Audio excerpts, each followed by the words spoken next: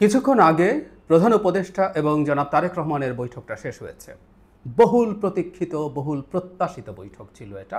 সারা দেশের দৃষ্টি ওদিকে ছিল এবং বৈঠক শেষে যা আমাদের সামনে এসেছে তাতে সন্তুষ্ট হওয়ার মতো যথেষ্ট কারণ আছে প্রায় সবার বলছি, কারণ এই দুইজন মানুষের মধ্যে দূরত্ব কমে গিয়ে সমঝোতা সৃষ্টির পরিবেশ যদি তৈরি হয়, সেটা কিছু মানুষের সমস্যা লাগবে, কিছু মানুষের ভালো লাগবে না, অসন্তুষ্ট হবেন।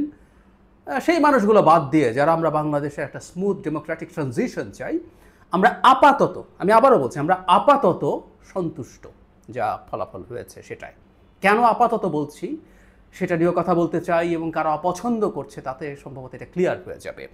আমি অফিসিয়াল যে স্টেটমেন্ট এসছে আমি প্রধান উপদেষ্টার ফেসবুক থেকে পড়ছি, একটু পুরোটা শুনে রাখি আমরা। London 13 June 2025। আজ বিএনপির ভারপ্রাপ্ত চেয়ারপারসন জনাব তারেক রহমান লন্ডনে সফররত প্রধান উপদেষ্টা প্রফেসর ডক্টর মোহাম্মদ ইউনূসের সাথে সাক্ষাৎ করেন।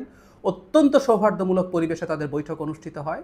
জনাব তারেক রহমান প্রধান উপদেষ্টার কাছে আগামী বছর রমজানের আগে নির্বাচন আয়োজনের জন্য প্রস্তাব করেন। দলের চেয়ারপারসন বেগম খালেদা জিয়াও মনে করেন ওই সময় নির্বাচন অনুষ্ঠিত হলে ভালো হয়। প্রধান উপদেষ্টা বলেন যে তিনি আগামী বছরের এপ্রিলের প্রথমার্ধের মধ্যে নির্বাচন অনুষ্ঠানের ঘোষণা দিয়েছেন। সকল প্রস্তুতি সম্পন্ন করা গেলে 2026 সালের রমজান শুরু হওয়ার আগের সপ্তাহেও নির্বাচন আয়োজন করা যেতে পারে। সেক্ষেত্রে ওই সময়ের মধ্যে সংস্কার ও বিচারের বিষয়ে পর্যাপ্ত অগ্রগতি অর্জন করা প্রয়োজন হবে। জনাব তারেক রহমান প্রধান উপদেষ্টার এই অবস্থানকে স্বাগত জানান এবং দলের পক্ষ থেকে তাকে ধন্যবাদ জ্ঞাপন করেন। প্রধান উপদেষ্টা জনাব তারেক রহমানকে ফলপ্রসূ আলোচনার জন্য ধন্যবাদ জানান। আমরা সম্ভবত এটা ধরে নিতেই পারি, এর মধ্যে কিছু ডিপ্লোম্যাটিক ল্যাঙ্গুয়েজ থাকবে।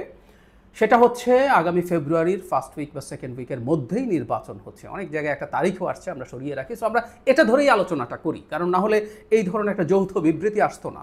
আমি এটুকু বিএনপির বিভিন্ন ক্ষেত্রে reaction, official reaction, unofficial reaction সব কিছু মিলিয়ে বলা যায় এপ্রিলে নির্বাচন কোনোভাবেই বিএনপি মেনে নেবে না। এবং যে ধরনের একটা সৌহার্দ্যমূলক স্টেটমেন্ট এসছে যেখানে তাকে কোট করা হচ্ছে যৌথ বিবৃতি, তারপরে বিএনপি এটাকে এন্ডোর্স করে, তাতে বোঝা যায় এই ধরনের একটা সমঝোতা হয়েছে। আমরা এটা ধরেই ফার্দার আলোচনা এগিয়ে যাই। তো তাহলে এই ঘটনাটা ঘটছে। আমি বেশ আগে থেকে বলছিলাম এই দুই নেতা যখন বসছেন, একজন আমাদের এই মুহূর্তে রাষ্ট্রের দায়িত্বে আছেন, আর একজন একটা সবচেয়ে বড় রাজনৈতিক দলটার প্রধান ব্যক্তি, তারা বসতে চেয়েছেন। এটা itself is a very good news, কারণ সাম্প্রতিক সময়ে সরকারের দিক থেকে, আই রিপিট, সরকারের দিক থেকেই এমন কতগুলো কাজ করা হয়েছিল, এবং সর্বশেষ প্রধান উপদেষ্টা জাপানে গিয়ে যেভাবে বিএনপিকে ডেমোনাইজ করার চেষ্টা করেছিলেন, একটা উত্তেজনা তৈরি হয়েছিল এবং এটা খারাপের দিকে যাচ্ছিল। সৌভাগ্য যে এটা শেষ হয়েছে, এবং সরকারের দিক থেকে এই পদক্ষেপকে আমি খুবই সাধুবাদ জানাই। আমাদের ঝুঁকি কী আছে, আমি আসবো সেই জায়গায়। কেউ কেউ বলতে পারেন যে প্রধান উপদেষ্টা তার অবস্থান থেকে সরে আসাটা কেমন হবে, তিনি তো এপ্রিলের কথা বলেছেন। আমি ধারণা করি তাকে কেউ কেউ উস্কাতে পারে এটা বলে যে আপনি তো এটা বললেন, এটা এখন কেন করবেন, আপনার তো একটা প্রেস্টিজ আছে, ইত্যাদি ইত্যাদি বলে তাকে উস্কে দেওয়ার চেষ্টা থাকতে পারে। কিন্তু আমি দুটো জিনিস বলি। একটা হচ্ছে ডক্টর ইউনূসের মতো মানুষের এরকম ইগো থাকবে বলে আমি বিশ্বাস করি না। তিনি যে অর্জন করেছেন সারা পৃথিবীতে, সেই জায়গায় তিনি সরে আসায়ও কিছু আসে যায় না। তার চাইতে জরুরি কথা, আমাদের দেশের মতো একটা দেশে যেখানে রাজনৈতিক সরকার ক্ষমতায় থাকে, এই সরকারটা যদি রাজনৈতিক সরকার হতো এবং সামনে যদি একটা ইলেকশন থাকতো যেটা ফেয়ার হবে, সেই রাজনৈতিক সরকারটা আসলে এই যে বিরোধী দলের চাপে, তখন তো বিএনপি বিরোধী দল হতো, চাপের ফলে নির্বাচন যেখানে করতে চেয়েছে সেখানে করতে না পেরে চলে এসছে, এই ধরনের পরিস্থিতি হলে তার সমস্যা হতে পারত। যদিও টেকনিক্যালি নির্বাচনের তারিখ নির্বাচন কমিশন করার কথা ছিল, কিন্তু ডক্টর ইউনূস নির্বাচন করতে যাচ্ছেন না। ফলে তিনি বিএনপির কাছে পরাজিত হয়েছেন কিনা এই ধরনের কোনো কিছু কেউ তুলতে পারবে না। এবং এক অর্থে বিএনপিও জিতে গেছে তা না, বিএনপি ডিসেম্বরে নির্বাচন চেয়েছে, তারা সেটা থেকে ফ্লেক্সিবল হয়ে দুপক্ষই মাঝামাঝি একটা জায়গায় এসছে। এটা খুবই জরুরি। একটা ভালো নেগোসিয়েশন মানেই হচ্ছে দুই পক্ষ ছাড় দেবে, এবং দুই পক্ষ আন্তরিক ছিল বলেই এটা করা গেছে ফর দ্য টাইম বিং। আমি ধারণা করি তারা দীর্ঘ সময় 1-to-1 আলোচনা করেছেন, এটাই হওয়া জরুরি ছিল। আমি আমার টেকে বলেছি এই 1-to-1 আলোচনায় তারা নিশ্চয়ই তাদের মধ্যকার ব্যক্তিগত বা ভবিষ্যতের রাষ্ট্র নিয়ে আরও অনেক আলোচনা করেছেন, এবং বিএনপির এই এক্সপেকটেশন ফুলফিলমেন্টের সাথে হয়তোবা সরকারের দিক থেকেও প্রধান উপদেষ্টার কিছু এক্সপেকটেশন আছে, সেগুলো নিয়ে আলোচনা হয়েছে। বিএনপি কিছু ক্ষেত্রে ছাড় দেওয়ার জন্য প্রস্তুত থাকবে বলে আমি ধারণা করি। আমরা এভাবেই এগিয়ে যেতে চাই, কিন্তু এখানে একটা কিন্তু আছে। আমি মনে করি বিএনপির খুব বেশি সন্তুষ্টি বা আত্মতৃপ্তিতে ভোগা উচিত হবে না। আমি আবারও বলছি, খুব বেশি সন্তুষ্টি বা আত্মতৃপ্তিতে ভোগা উচিত হবে না। বিএনপিকে মাঠে যথেষ্ট সজাগ, সতর্ক থাকতে হবে। কারণ এই সরকারের না অনেকগুলো পাওয়ার সেন্টার আছে আছে আমি দুটো উদাহরণ দিই, অন্তত একটা, প্রথমটা খুবই অনেকের মনে পড়ে যাবে, আরেকটা অনেক দিন থেকে বলছি, আমি আবারও বলতে চাই। প্রথমটা হচ্ছে কয়েক মাস, 1.5-2 মাস আগে হবে, প্রধান উপদেষ্টার সাথে ঐকমত্য কমিশনের 3 জন গুরুত্বপূর্ণ সদস্য জনাব আলী রিয়াজ, জনাব মদিউল আলম মজুমদার এবং জনাব মনির হায়দার দেখা করেছিলেন। দেখা হওয়ার পর মিডিয়ার সামনে আসলো যে তারা মিডিয়াকে জানিয়েছেন প্রধান উপদেষ্টা, এই কথাটা খেয়াল করুন, প্রধান উপদেষ্টা বলছেন ডিসেম্বরের মধ্যে নির্বাচনের জন্য প্রয়োজনীয় সংস্কার আপনারা দ্রুত করে ফেলুন, মানে একটা তাগিদ উনি দিয়েছেন ডিসেম্বরে নির্বাচনের জন্য। অল্প সময়ের মধ্যে, আধ ঘন্টা 1 ঘন্টার মধ্যেই প্রেস টিম থেকে নতুন করে সংশোধনী দিয়ে বলা হলো যে না, যেই আগে যে কথাটা বলা হতো ডিসেম্বর থেকে জুনের মধ্যে নির্বাচনের কথাই প্রধান উপদেষ্টা বলেছেন।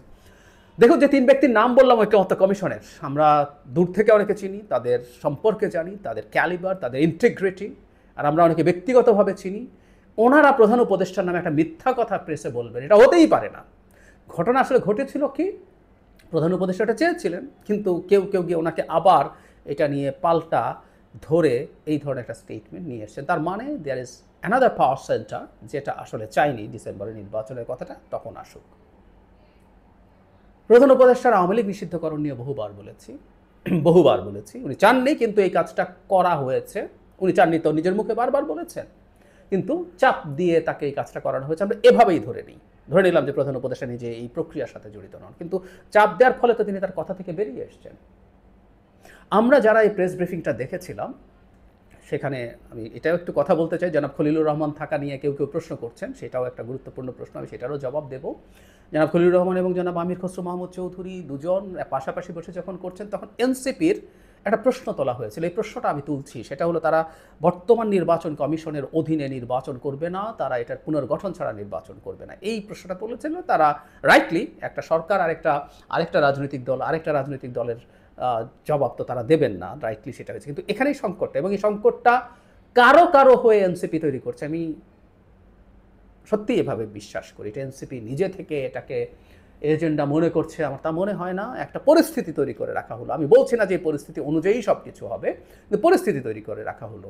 আমরা খেয়াল করি তো, যদি ফেব্রুয়ারির ফার্স্ট উইকে একটা শিডিউল নির্বাচন কমিশন ঘোষণা করে, বা এখনও বলা হচ্ছে নির্বাচন কমিশন নির্বাচনের তারিখ ঘোষণা করবে, যদি করে সাথে সাথে যদি এনসিপি বলে, বা জামায়াত এই নির্বাচন কমিশনকে মানে না, তারা যদি বলে যে এই নির্বাচন কমিশনের ঘোষিত কোনো তারিখ আমরা গ্রহণ করি না, আবার যদি তারা মাঠে নামার চেষ্টা করে, আবার যদি তারা মোটামুটি সংখ্যক লোকজন জড়ো করতে পারে, একটা ব্লকেড তৈরি করতে পারে, তাহলে আবার সরকার কি এই জায়গায় থাকবে? গুরুত্বপূর্ণ প্রশ্ন। কারণ বলছি, সরকারের অনেকগুলো পাওয়ার সেন্টার আছে, ডক্টর ইউনূস চাইলেই সব কিছু করে ফেলতে পারবেন আমার মনে হয় না। আমি ফান করে বলি মাঝে মাঝে, এখানে সিরাজুল আলম খানরা আছে, পেছন থেকে খেলার চেষ্টা করছেন এই দেশটাকে নিয়ে, তাদের কিছু ইগো স্যাটিসফাই করার জন্য এই দেশটাকে ধ্বংসের মুখে নিয়ে যাচ্ছেন পেছন থেকে। আবার কেউ খানিকটা প্রকাশ্যেও এসে এই কাজগুলো করছেন, এবং এনসিপির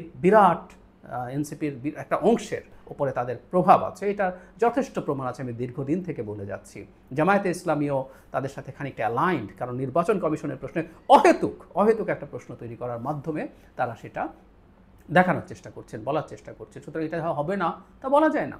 সুতরাং বিএনপিকে সতর্ক থাকতে হবে, এবং বিএনপিকে মাঠে তার প্রেজেন্স জারি রাখতে হবে নির্বাচন হওয়া পর্যন্ত। এটা ফর শিওর, যে কোনো কিছু ঘটানোর চেষ্টা কোনো না কোনো ফর্মে হতে পারে। সফল হবে তা বলছি না, কিন্তু কেওস তৈরি হওয়ার সুযোগ থাকে, এবং বিএনপি যদি তার প্রস্তুতি রাখে, সেই ক্ষেত্রে এটা কমব্যাট করা ইজিয়ার হবে। এটা তাদেরকে মাথায় রাখতেই হবে। জনাব খলিল সাহেবকে রাখা নিয়ে অনেকে স্ট্যাটাস দিচ্ছেন যে ডক্টর ইউনূস আবারও বিএনপিকে বিদ্রুপ তাচ্ছিল্য করলেন কিনা। আমি এটাকে একটু ভিন্নভাবে দেখতে চাই। এর আগে একটা বৈঠকে যখন আসিফ মাহমুদকে রাখা হয়েছিল, আমি সেটাকে ওভাবেই ইন্টারপ্রিট করছিলাম, কারণ তখন খুবই একটা টাফ সিচুয়েশনে এটা হয়েছে। এখন যে সিচুয়েশনটা হলো, এটা সরকারের দিক থেকে আগ্রহ হয়েছে, এবং আমরা একটা রিকনসিলিয়েশনের চেষ্টা দেখছি। এখানে জনাব খলিলকে যদি বিএনপি তার জায়গা থেকে অ্যাকসেপ্ট করে নেয়, জনাব খলিলকে অবশ্যই তার যে ধরনের কাজের জন্য তিনি সমালোচিত হয়েছেন, বিশেষ করে সেনাবাহিনীর ভেতরে পরিবর্তন, বিশেষ করে সেনাবাহিনীর প্রধানকে এই ধরনের একটা পারসেপশন আছে, সরিয়ে ফেলার চেষ্টা, সেগুলো থেকে তিনি যদি সরে আসেন, তাহলে তারকেও ছাড় দেওয়াটা ডক্টর ইউনূসের একটা তার মুখ রক্ষার মতো ব্যাপার হয়। সো বিএনপি যদি তার দাবিগুলো পেয়ে যায়, জনাব খলিলের প্রতি এই ছাড় তারা দেখাতেই পারে। সুতরাং জনাব খলিলকে পাশে নিয়ে এই জিনিসটা করায়ও আমার বিএনপির দিক থেকে একটা মানে সাদা পতাকা ওড়ানো বলবো আমরা, এক ধরনের শান্তি বা এক ধরনের সমঝোতার ইঙ্গিত হিসেবেও আমরা পড়বো। সুতরাং জনাব খলিলের থাকাটাকেও আমি ওই অর্থে এবার আর নেগেটিভলি নিচ্ছি না। তবে আবারও বলছি, সতর্ক থাকতে হবে। যে সিরাজুল আলম খানদের কথা বলি, সেই সিরাজুল আলম খানদের সাথে জনাব খলিলের যোগাযোগ বা এই আলাপগুলো সমাজে আছে, সিরিয়াসলি আছে। সো এটার ব্যাপারেও খেয়াল রাখতে হবে এবং আমি মনে করি সরকারকেও সতর্ক হতে হবে এই ধরনের ব্যক্তিকে দিয়ে যাতে সামনে কোনো রকম কোনো মানে ঝুঁকি বা কোনো রকম কোনো ষড়যন্ত্রের আলাপ মাঠে ডালপালা না ছড়ায়। বটম লাইন হচ্ছে আমরা খুশি, ভালো কিছুই হবে, কিন্তু এটা বাংলাদেশ এবং এখানে অনেক রকম খেলোয়াড় মাঠে নেমে নানান কিছুর চেষ্টা করেছে, করবে। তারা বেশিরভাগই নার্সিসিস্ট, তারা দেশকে মানে আদৌ গুরুত্ব দেন না, তারা পরাজিত হচ্ছেন এই ধরনের বোধ তাদের তুলে তারা শেষ মুহূর্ত পর্যন্ত চেষ্টা করবেন কোনো না কোনো ফর্মে ঝামেলা তৈরি করার জন্য। এবং বিএনপি সবচেয়ে বড় পার্টি হিসেবে এই ব্যাপারে সতর্ক থাকতে হবে, আমরা জনগণও সতর্ক থাকব।